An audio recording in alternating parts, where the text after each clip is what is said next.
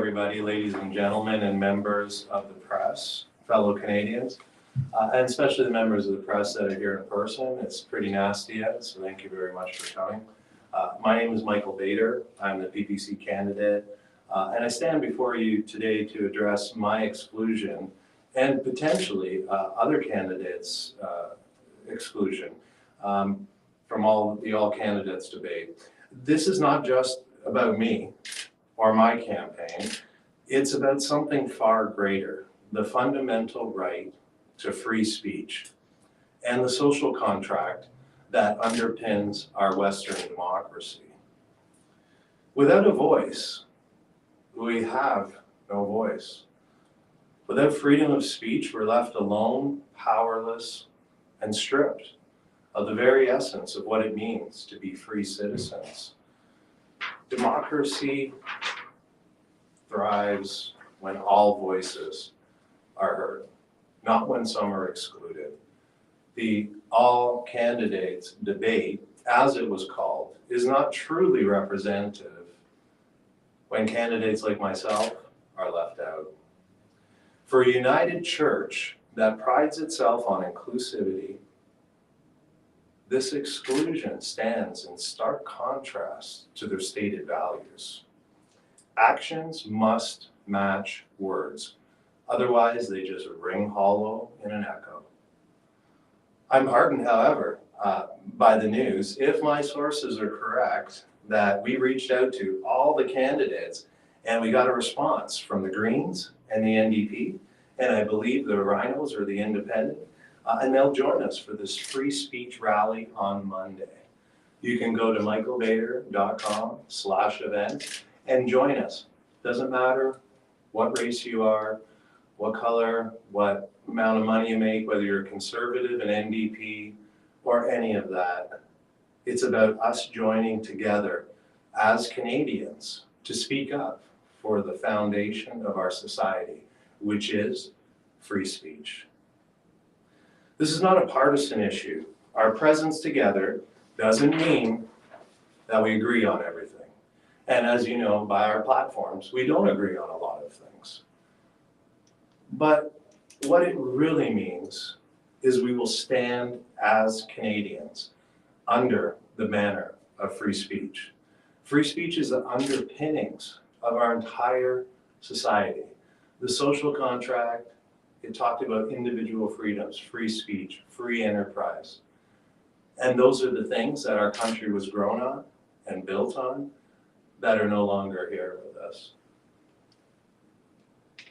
In the past, I've stood shoulder to shoulder with liberals, conservatives, and others across party lines, across race, across religion, station, and life to protest the sexualization of our children, the devastating lockdowns that drove suicide rates among our youth, breaking super high, heartbreaking levels, and the tragedy of parents dying alone.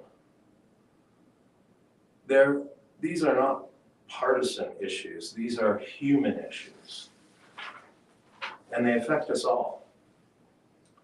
They remind us that we are far more alike than we are different, even when the division seems dominant. The fight is about having a voice. Without it, we risk becoming slaves to a master's narrative, alone, powerless, and far from the free that God intended us to be.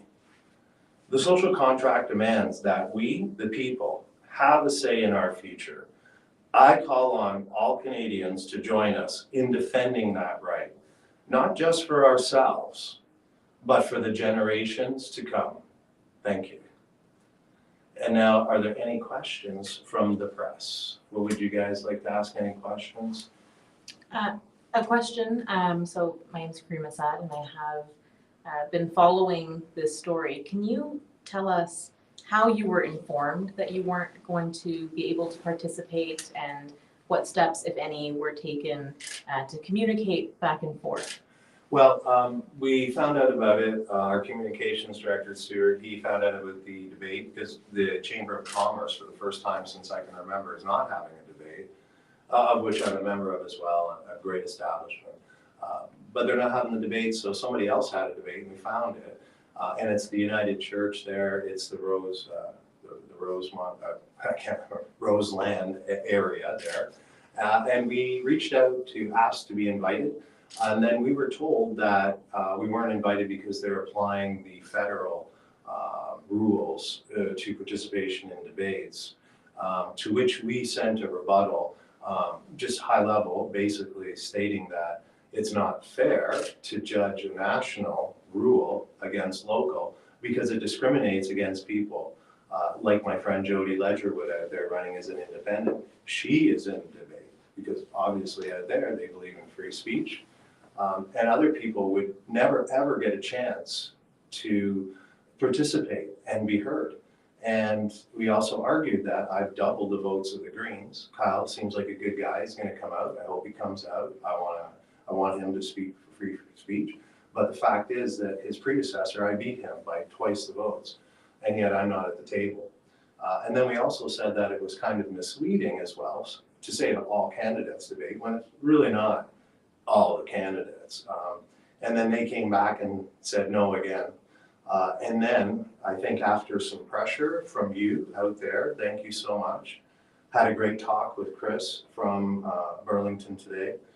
His email lit up a little bit, so we had a little bit of a talk, and it ends up that they're just not going to let us in, and the recourse is this, you coming and helping, giving us a voice. And we reached out to the Greens, we've reached out to Emily Brown, Karina Gould, and all the other participants. And so we didn't get any reaction, so we took, gave them 48 hours to digest it. And then we are going to ask them to do a free speech rally and unison. We agree that we don't agree on everything, but we all agree that free speech is the foundation of our society. And if we lose this, we lose democracy. So that was the banter back and forth. And then we took actions to let our membership know and let you know and everybody else how important this is. Thank you. Anybody else? Nobody else. Well, I want to thank you so much for joining us. We'll have some refreshments upstairs. You guys online, we can't fax you food, so sorry. But thank you so much for showing up. Don't you forget, free speech is the most important thing.